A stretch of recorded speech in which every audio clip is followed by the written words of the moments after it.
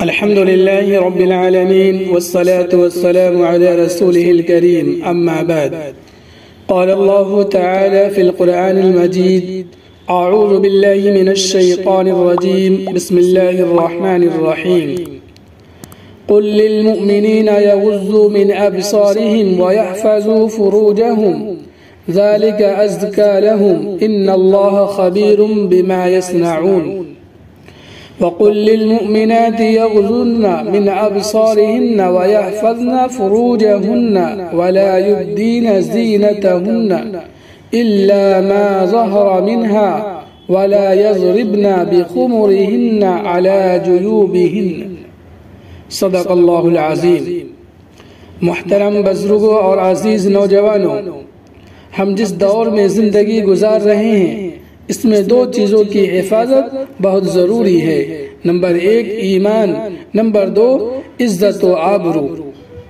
اس وقت باطل طاقتیں پوری پلاننگ کے ساتھ امت مسلمہ بالخصوص نوجوان لڑکوں اور لڑکیوں کے دین و ایمان اور عزت و آبرو چھیننے کی کوشش کر رہی ہے، اور اس مقصد کے لیے الگ الگ انداز میں اور نئے ناموں سے پروگرام پیش کیے جاتے ہیں، تہوار منائے جاتے ہیں، مختلف دینوں اور تاریخوں کو متعین کیا جاتا ہے، اور پھر تمام لوگوں کو وہ تہوار اور دن منانے کی دعوت دی جاتی ہے۔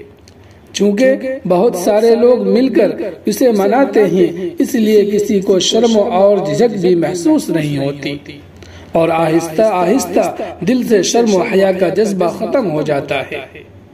فروری کے مہینے میں بھی ویلنٹائن ڈے اور دیگر نام سے ڈے منائے جاتے ہیں، جن کا مقصد صرف اور صرف بے حیائی اور عریانیت کو فروغ دینا اور نئی نسل کو بے راہ روی کے راستے پر ڈالنا ہے۔ افسوس کی بات یہ ہے کہ بہت ساری مسلم لڑکیاں اور لڑکے بھی شوق سے اس طرح کے بےہودہ پروگراموں کا حصہ بنتے ہیں، جس کے نتیجے میں مسلم معاشرہ میں بھی بے حیائی بڑھ رہی ہے۔ یاد رکھنا چاہیے کہ حیا ایمان کا لازمی حصہ ہے، اور جس کے دل میں حیا نہیں ہوتی وہ آہستہ آہستہ ایمان کی دولت بھی کھو بیٹھتا ہے۔ آج کل مسلم لڑکیوں کے اعتدال کے جو واقعات پیش آ رہے ہیں، اگر آپ گہرائی میں جا کر دیکھیں گے تو ان کے پیچھے اس طرح کی بے حیائی والی تہذیب اور بے شرمی کو فروغ دینے والے پروگرام نظر آئیں گے، جن کا مقصد ہی مسلمانوں کو حیا اور ایمان کے جوہر سے محروم کرنا ہے۔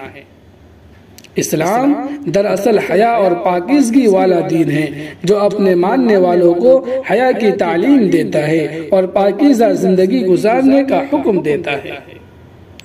قرآن کریم میں اللہ تعالیٰ کا ارشاد ہے، اے نبی، مومن مردوں سے کہو کہ اپنی نظریں بچا کر رکھے اور اپنی شرمگاہوں کی حفاظت کرے، یہ ان کے لیے زیادہ پاکیزہ طریقہ ہے۔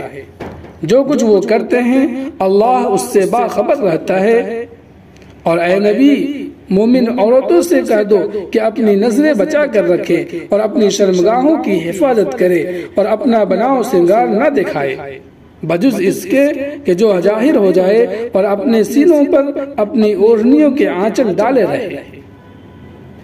عزیزان گرامی، اسلام نے شرم و حیا کو انسان کا زیور قرار دیا ہے۔ عفت و عصمت، پاک دامنی اور اپنی شرمگاہوں کی حفاظت کو انسانی معاشرہ کا فریضہ قرار دیا ہے۔ پاک دامنی اسلامی تہذیب کی جان اور اسلامی معاشرہ کی پہچان ہے۔ جس شخص اور جس سماج میں شرم و حیا نہ ہو وہ اللہ کی رحمت سے محروم ہو جاتا ہے، شیطان اس پر حاوی ہو جاتا ہے اور اللہ کے غضب کا وہ مستحق بن جاتا ہے۔ دو چیزیں انسان کو سب سے زیادہ برباد کرتی ہے، ایک حرام خوری اور دوسری حرام کاری۔ اس لیے جناب رسول اللہ صلی اللہ علیہ وسلم نے فرمایا ہے کہ اگر تم دو چیزوں کی حفاظت کی ضمانت دو تو میں تمہیں جنت کی ضمانت دیتا ہوں۔ ایک وہ جو تمہارے دو جبروں کے بیچ ہے یعنی زبان، اور دوسری وہ جو تمہاری دو رانوں کے بیچ ہے یعنی شرمگاہ۔ بے حیائی اور بدکاری کو اسلام نے سختی سے روکا ہے اور فرد اور معاشرہ کی پاکیزگی پر سب سے زیادہ زور دیا ہے۔ اللہ تعالیٰ کا ارشاد ہے قل انما حرم ربی الفواحش ما ظهر منها وما بطن والاثم والبغي بغیر الحق۔ اللہ تعالیٰ کی نظر میں انسان کا سب سے گھناؤنا جرم زناکاری ہے، خواہ زبردستی کسی کی عزت لوٹی جائے یا باہمی رضامندی سے بدکاری کی جائے، دونوں حرام ہے۔ اللہ تعالیٰ کا ارشاد ہے وَلَا تَقْرَبُوا الزِّنَا إِنَّهُ فَاحِشَةٌ وَسَاءَ سَبِيلًا، اور زنا کے قریب بھی نہ بھٹکو، بے شک زنا بدکاری ہے اور برا راستہ ہے۔ زنا نہایت ہی سنگین اور گھناؤنی برائی ہے، اسی لحاظ سے شریعت نے اس کی سزا بھی سخت اور عبرتناک مقرر کی ہے، یعنی غیر شادی شدہ کے لیے 100 کورے اور شادی شدہ کے لیے رجم کی سزا رکھی ہے۔ یہ تو دنیا میں اس کی سزا ہے، آخرت میں اس کی سزا جہنم کا رسوا کن عذاب ہے۔ جیسا کہ معراج کے سفر میں رسول پاک صلی اللہ علیہ وسلم نے زنا کرنے والوں کو آگ کے کنویں میں دیکھا تھا۔ اللہ تعالیٰ نے جہنم کی عبرتناک سزا زنا کرنے والوں کے لیے مقرر کی ہے، حالانکہ یہ سزا تو کافروں اور مشرکوں کی ہے۔ اس کی وجہ یہ ہے کہ شرک اور بدکاری دونوں میں ایک گندگی مشترک ہے۔ شرک عقیدہ کی گندگی ہے اور زنا کردار کی گندگی ہے۔ شرک ایمان کا زبان و دل سے انکار ہے اور زناکاری ایمان کی عملاً نفی ہے۔ چنانچہ رسول پاک صلی اللہ علیہ وسلم فرماتے ہیں زناکار جس وقت زنا کرتا ہے اس وقت وہ مومن نہیں رہتا۔ عام طور پر زنا کا ارتکاب کوئی یکدم نہیں کرتا، پہلے نظر اٹھا کر دیکھتا ہے، پھر اپنے دل میں گناہ کا خیال لاتا ہے، پھر گفت و شنید کرتا ہے، پھر اس کے لیے عملی تدابیر کرتا ہے اور پھر اپنی عزت و آبرو کا شیشہ توڑ دیتا ہے۔ اللہ تعالیٰ نے اسی وجہ سے صرف زنا کو حرام نہیں قرار دیا بلکہ زنا کی طرف لے جانے والے راستوں کو بند کیا اور فرمایا زنا کے قریب بھی نہ جاؤ۔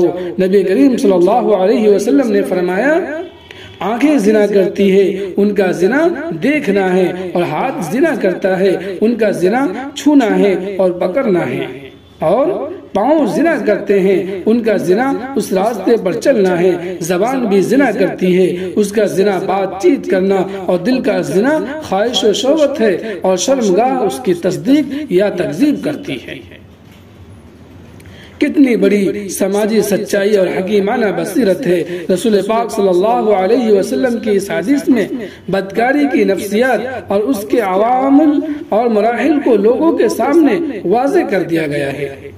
اللہ تبارک و تعالی نے زنا کے ان تمام راستوں کو بند کرنے کے لیے مومنوں کو شرم و حیا اور پاک دامنی کے ایسے احکام دیے ہیں جو ان کی شخصیت اور سیرت کو پاکیزگی اور معاشرہ کو اخلاقی بلندی عطا کرتے ہیں۔ صاحب کردار وہ نہیں ہے جس نے برائی اس وجہ سے نہیں کی کہ اس کو موقع نہ ملا، بلکہ با کردار مومن وہ ہے جس کو بدکاری کا موقع ملا مگر اللہ کے خوف سے اس نے بدکاری نہیں کی۔ حضرت یوسف علیہ السلام کی مثال رہتی دنیا تک کے لیے روشن ہے۔ ان کی مالکہ جو حسن اور دولت کی بھی مالکہ تھی، جب برائی کے لیے بلایا تو آپ نے انکار کر دیا، پاک دامنی کی خاطر جیل کی سزا کاٹی مگر بدکاری کا ارتکاب نہ کیا۔ یہ سارے انسانوں کے لیے نمونہ ہے۔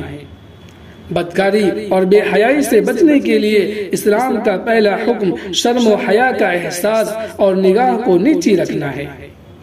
یہ حکم مرد و عورت، لڑکے اور لڑکیاں دونوں کے لیے ہے۔ اگر نگاہ میں شرم و حیا نہیں ہے اور مرد و عورت ایک دوسرے کو دیکھ کر لذت اور سرور حاصل کرتے ہیں تو بدکاری میں مبتلا ہونے کا پورا اندیشہ ہے۔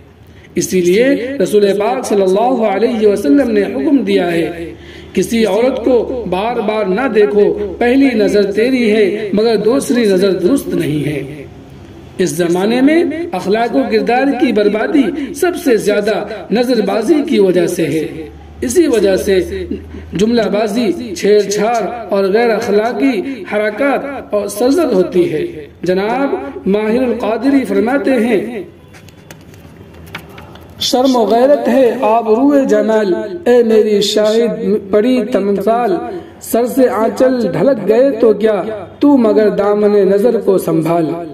بدکاری و بے حیائی سے محفوظ رہنے کے لیے دوسرا اسلام نے مرد و عورت دونوں کو یہ دیا ہے کہ اجنبی مرد و عورت تنہائی میں نہ ملے، کیونکہ جب دو اجنبی مرد و عورت تنہائی میں ہوتے ہیں تو تیسرا شیطان ہوتا ہے جو ان دونوں کے دلوں میں برائی کی چنگاری چھوڑتا ہے، اور یہی چنگاری شعلہ بن کر دونوں کی عصمت کو جلا دیتی ہے۔ رسول پاک صلی اللہ علیہ وسلم کا ارشاد ہے، کوئی مرد کسی عورت سے اس کے محرم کے بغیر تنہائی میں نہ ملے۔ آج کل تجربہ گاہوں میں، ریسرچ کے نام پر تعلیم گاہوں میں، دفتروں میں اور کال سینٹروں پر لڑکیوں اور لڑکوں میں تنہائی میں ملنے کا جو ماحول پیدا ہو گیا ہے، اس نے برائی اور بدکاری کی فضا پیدا کر دی ہے۔ اسلام اس کو انسانی شرافت کے منافی قرار دیتا ہے۔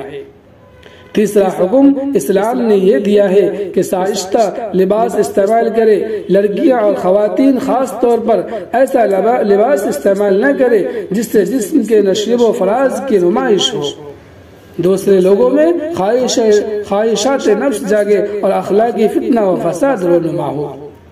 رسول اللہ صلی اللہ علیہ وسلم نے فرمایا، بہت سی عورتیں جو دنیا میں لباس میں ہیں آخرت میں ننگی ہوں گی۔